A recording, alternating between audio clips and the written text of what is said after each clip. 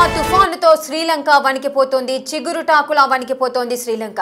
దిత్వా తుఫాను ప్రభావము శ్రీలంకపై ఏ రేంజ్ లో ఉందో మనం అర్థం చేసుకోవచ్చు. గత వారం రోజులుగా భారీ వర్షాలైతే నమోదవుతున్నాయి. ఎక్కడ చూసినా నేల కనిపించకుండా రోడ్డంతా కూడా జలమయమైన పరిస్థితులు నెలకొంటున్నాయి. సముద్రమే నేలపైకి వచ్చిందా అన్న కోణంలో ఆ విజువల్స్ చూస్తే మనకు ఒక్కసారి అర్థమవుతుంది.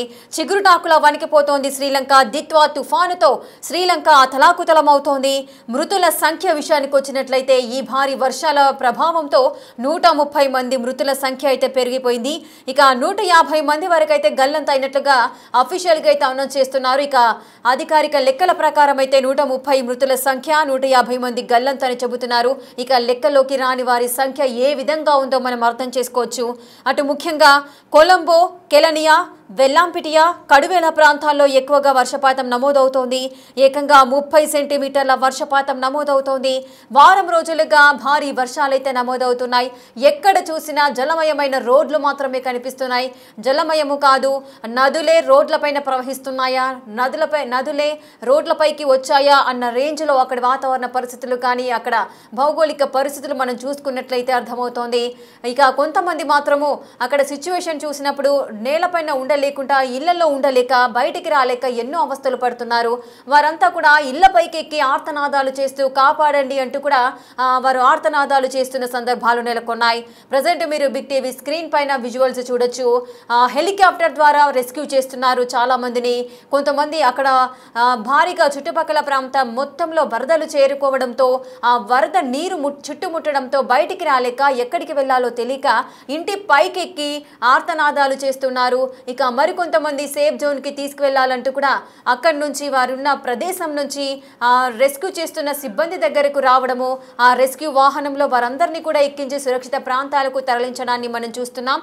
అలాగే హెలికాప్టర్ ద్వారా రెస్క్యూ చేస్తున్నారు మరికొంతమందిని. ఇక చాలా మంది అక్కడ వృద్ధులు, పెద్దవారు, చిన్నపిల్లలు, మహిళలు, ఈ విధంగా ప్రతి ఒక్కరూ కూడా సఫర్ అవుతున్నారు. హెలికాప్టర్ ద్వారా మీరు ఫస్ట్ బాక్స్లో కూడా మీరు ఒకసారి అబ్జర్వ్ చేయొచ్చు. వరదల్లో ఇంటి చుట్టూ ముట్టడంతో బయటికి రాలేక ఇళ్లలో ఉన్న ప్రతి ఒక్కరు కూడా ఇంటిపైకి చేరుకొని హెల్ప్ చేయండి అంటూ కూడా ఆర్తనాదాలు చేస్తున్నారు. ఇక హెలికాప్టర్ ద్వారా తక్షణ సాయం అందిస్తూ కూడా ఆ రెస్క్యూ సిబ్బంది కూడా అతి జాగ్రత్తగా వారందరినీ కూడా రెస్క్యూ చేస్తూ సేఫ్గా హెలికాప్టర్లో ఎక్కించడాలు, అదేవిధంగా సేఫ్ జోన్లోకి వాళ్ళని తరలించడం జరుగుతోంది. ఇక మరికొన్ని ప్రదేశాలలో అటు నీళ్ళ లోపల చిక్కుకున్న వారిని మధ్యలో ఎక్కడైతే ఇల్లు చుట్టుముడుతున్నాయో ఆ నీటిలో మునిగిపోయిన ఇళ్లలోకి పైకెక్కి వారు కాపాడమంటూ అడుస్తున్నారు. సో వారందరినీ కూడా ఐడెంటిఫై చేయడము, వారిని కాపాడడం జరుగుతుంది. అక్కడ అసలు శ్రీలంకలో ఈ దిత్వా తుఫాను ప్రభావము ఏ విధంగా ఉందో ఒకసారి మనం చూద్దాం.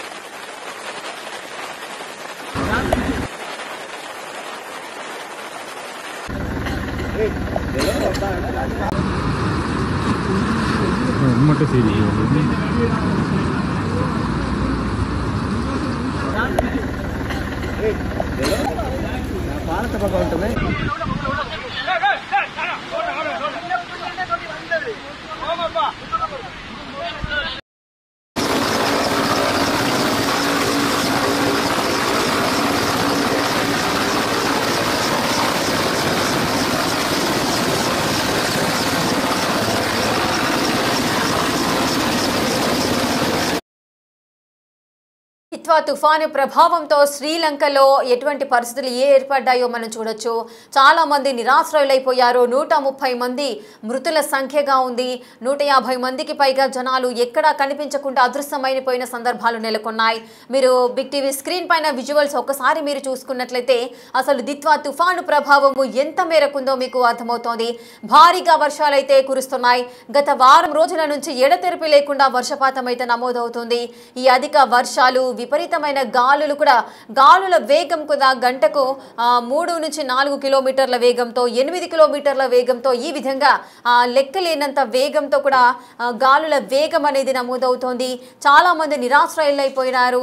అలాగే ఇంటి చుట్టుముట్టడంతో వరద నీరంతా కూడా చేరుకోవడంతో ఎక్కడికి వెళ్లాలో తెలియక ఇంటి పైకప్పుకు చేరుకొని రక్షించండి అంటూ కూడా ఆర్తనాదాలు చేస్తున్న పరిస్థితులు నెలకొంటున్నాయి. అటు హెలికాప్టర్ ద్వారా రెస్క్యూ చేస్తున్నారు ఆ బాధితులందరినీ కూడా.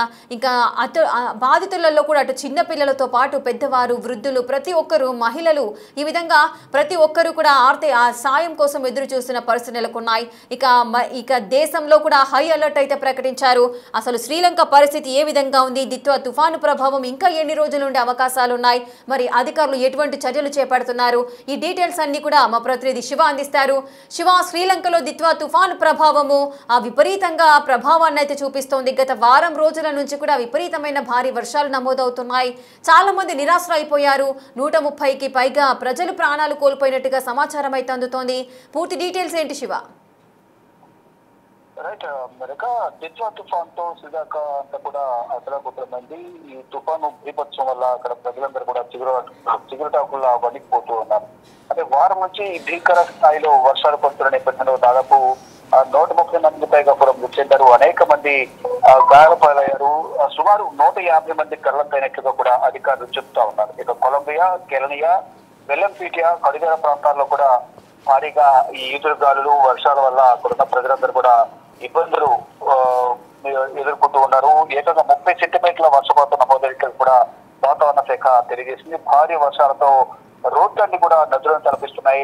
రోడ్లపై నుంచే ఉధృతంగా వరద నీరు అనేది పారుతూ ఉంది. ప్రజలు కూడా బయటకు వెళ్ళలేని సిచ్యువేషన్ లో ఉన్నారు. ఇళ్లలోనే ఉండి వారు భయంగా కాలం వెళ్లదీస్తున్నారు. ఇక వరదల్లో చిక్కుకున్న వారి కోసం హెలికాప్టర్ ద్వారా వారందరినీ కూడా సురక్షిత ప్రాంతాలకు తరలిస్తున్నారు. తుఫాను ప్రభావంతో చాలా చోట్ల కొండ చర్యలు చాలా చోట్ల విరిగిపడ్డాయి. ఈ మొత్తం ఉన్న ప్రజలందరూ కూడా తీవ్ర ఆందోళన చెందుతున్నారు. వంతెనలు, రహదారులు కొట్టుకుపోతున్నాయి. 40,000 మంది ప్రజలను ఇప్పటి వరకు సురక్షిత ప్రాంతాలకు తరలించారు. అయితే ఇక్కడ ఈ తుఫాను ధాటికి మృతి చెందిన వారికి ప్రధాని నరేంద్ర మోడీ కూడా సంతాపం వ్యక్తం చేశారు. యుద్ధ ప్రాతిపదికన ఇక్కడి నుంచి ఎన్డీఆర్ఎఫ్ సిబ్బందిని కూడా అక్కడ పంపించారు. నిత్యావసర సరుకులు 27 టన్నుల వరకు కూడా నిత్యావసర సరుకులు కూడా ఇక్కడి నుంచి భారత ప్రభుత్వం వారికి సహాయం చేసింది. ఎక్కడికక్కడే రవాణా వ్యవస్థ తగ్గించిపోయింది. విమాన సేవలను సైతం శ్రీలంక ప్రభుత్వం రద్దు చేసింది. మరో 24 గంటల పాటు శ్రీలంకలో హై అలర్ట్ జారీ చేశారు. ఇక శ్రీలంకలో ఎమర్జెన్సీ ప్రకటించింది ప్రభుత్వం. ఇక అంతర్జాతీయ సహాయం కోసం శ్రీలంక ఎదురు చూస్తూ ఉంది.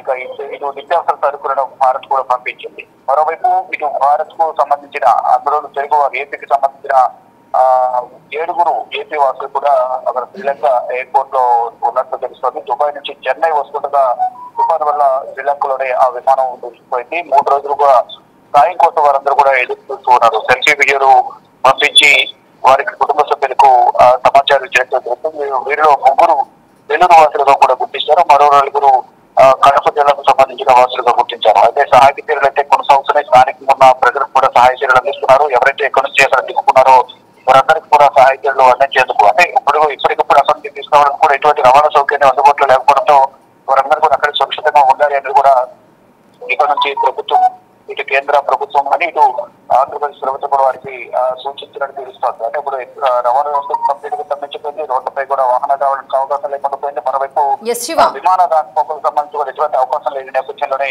ప్రజలు వారందరూ కూడా అక్కడే ఉండాలి అనేది ప్రధానికి చెప్పినట్టు తెలుస్తుంది. మరోవైపు ఇటు భారత ప్రభుత్వం కూడా సాయుధ దళాలు, హెలికాప్టర్లు అలాగే పడవలను ఉపయోగించి అక్కడ చిక్కుకున్న వారందరూ కూడా తీసుకుని వస్తున్నారు. దాదాపు 43,995 మంది పైగా ప్రజలను ప్రభుత్వ ఆధ్వర్యంలో పునరావాస కేంద్రాలకు తరలించారు.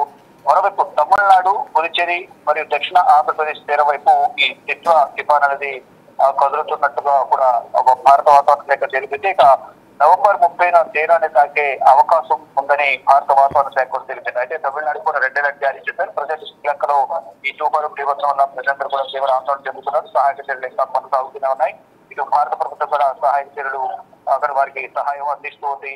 ఇప్పుడు భారత్ నుంచి కూడా ఇటు మొత్తం ఇండియన్ ఎయిర్ ఫోర్స్ కూడా ఆపరేషన్ సాగర్ పద్ధతి పేరుతో శ్రీలంకకు సహాయం అందిస్తోంది. శ్రీలంక అంతటా దిత్వా తుఫాన్ సృష్టించిన విధ్వంస నేపథ్యంలో భారతదేశం కూడా సహాయక చర్యలను బలోపేతం చేయడానికి ఆపరేషన్ సాగర్ పంతును ప్రారంభించింది. భారత వైమానిక దళం 28, 29 రాత్రి ఇంధన్ ఎయిర్బేస్ నుండి ఒక C-130 అలాగే IL-76 లను వెంటనే అక్కడికి పంపించింది. 80 మందికి పైగా ఎన్డీఆర్ సిబ్బందితో పాటు 21 టన్నుల సహాయ సామగ్రి, 8 టన్నుల పరికరాలను కొలంబోకు విమానంలో తరలించినట్టు కూడా తెలుస్తోంది. అన్ని విధాల భారత ప్రభుత్వం సహకారం అందిస్తున్నట్టు కూడా భారత విదేశాంగ శాఖ మంత్రి జయశంకర్ కూడా ఒక ప్రకటన చేశారు. ప్రజెంట్ చూసుకుంటే కనుక శ్రీలంకలో మాత్రం ఈ తుఫాను వాటికి ప్రజలందరూ కూడా భయంగా ఆ కాలం వెల్లడిస్తూ ఉన్నారు. Rekha right, thank you Shiva, thanks for the details. ఇక శ్రీలంక అయితే చిగురుటాకులా వణికిపోతోంది. దిత్వా తుఫాను ప్రభావం అయితే ఓ రేంజ్లో విరుచుకుపడుతోంది. చాలా మంది కూడా నిరాశ్రయులైపోయారు. 150 మంది గల్లంతయ్యానట్టుగా అధికారిక లెక్కల ప్రకారం అయితే తెలుస్తోంది. 130 మంది మరణించినట్టుగా కూడా చెబుతున్నారు. ఇక చాలా మంది ఇంటి చుట్టుపక్కల నీరంతా కూడా చేరుకోవడంతో వరద నీరు ప్రవాహం అనేది ఎక్కువగా ఉన్న నేపథ్యంలో బయటికి రాలేక ఇళ్ల పైకప్పులకు ఎక్కుకుంటూ ఆర్తనాదాలు చేస్తున్న సందర్భాలు నెలకొన్నాయి. ఇక మరికొన్ని చోట్ల వృద్ధులు, పిల్లలు అనే తేడా లేకుండా ప్రతి ఒక్కరు కూడా ఈ వరదల్లో చిక్కుకోవడము, వాటిలందరినీ కూడా రెస్క్యూ చేస్తున్నారు సిబ్బంది. అలాగే రెస్క్యూ టీంలను కూడా అలర్ట్ చేసిన సందర్భాలు ఉన్నాయి. గత వారం రోజులుగా దిత్వా తుఫాను ప్రభావంతో విపరీతమైన ఎడతెరిపి లేకుండా వర్షాలు అయితే నమోదవుతున్నాయి. నదులను తలపిస్తున్నాయి. రోడ్లన్నీ కూడా, కొన్ని చోట్ల రహదారులన్నీ కూడా తెగిపోయిన పరిస్థితులు నెలకొన్నాయి. అక్కడ కమ్యూనికేషన్ కూడా సిచ్యువేషన్ కూడా దెబ్బతింది. కమ్యూనికేషన్ వ్యవస్థ మొత్తం దెబ్బతిన్న సందర్భాలు ఉన్నాయి. ఒకరికి కాంటాక్ట్ లేకుండా, కమ్యూనికేషన్ లేకుండా ఉన్నారు. సో ఎవరు ఎక్కడ ఉన్నారు, వారి యొక్క కుటుంబ సభ్యుల పరిస్థితి ఏంటి అనేది తెలుసుకోలేకుండా మనోవేదనకు గురవుతున్న సందర్భాలు ఉన్నాయి. ఇక కొన్ని వేల మందిని అటు సేఫ్ జోన్లకు అయితే పంపిస్తున్నారు. అటు సహాయక చర్యలు అయితే ముమ్మరం చేశారు. చాలా మంది ఇక యుద్ధ ప్రాతిపదికన సహాయక చర్యలను అయితే కొనసాగిస్తున్నారు. మత్స్యకారులు చేపల వేటకు వెళ్ళొద్దంటూ కూడా వారికి సూచనలు చేస్తున్న సందర్భాలు ఉన్నాయి. ఇక చాలా మంది నిరాశ్రయులైపోయారు. వారందరినీ కూడా సేఫ్ జోన్లకు అయితే తరలిస్తున్నారు. ఆ సిచ్యువేషన్స్ ని కూడా మనం బిగ్ టీవీ స్క్రీన్ పైన చూడొచ్చు. ఇక అంతర్జాతీయ సహాయాన్ని కోరుతోంది శ్రీలంక అయితే ఎమర్జెన్సీని కూడా ప్రకటించింది. ఈ ఎమర్జెన్సీ 24 గంటలు కొనసాగుతుంది అంటూ కూడా ఆదేశాలు జారీ చేయడం జరిగింది. ఇక ఎవరు కూడా ఇంటికి బయటకు రాకూడదు అంటూ కూడా ఆదేశాలు జారీ చేశారు. పునరావాస కేంద్రాలకు తరలిస్తున్నారు. అటు అంతర్జాతీయ సహాయం కోసం ఎదురు చూస్తోంది శ్రీలంక. ఇప్పటి వరకు చాలా మందిని రెస్క్యూ చేసిన సందర్భాలు ఉన్నాయి. మరికొంతమందిని కనుగొనాల్సిన అవసరం కూడా ఉంది. ప్రజెంట్ భారత్ కూడా సహాయాన్ని అయితే అందిస్తోంది. అటు నిత్యావసర సరుకులను పంపిణీ చేసింది. అలాగే వారికి రెస్క్యూ టీంలకు కావాల్సిన సహాయ సహకారాలను కూడా అందిస్తోంది భారత్.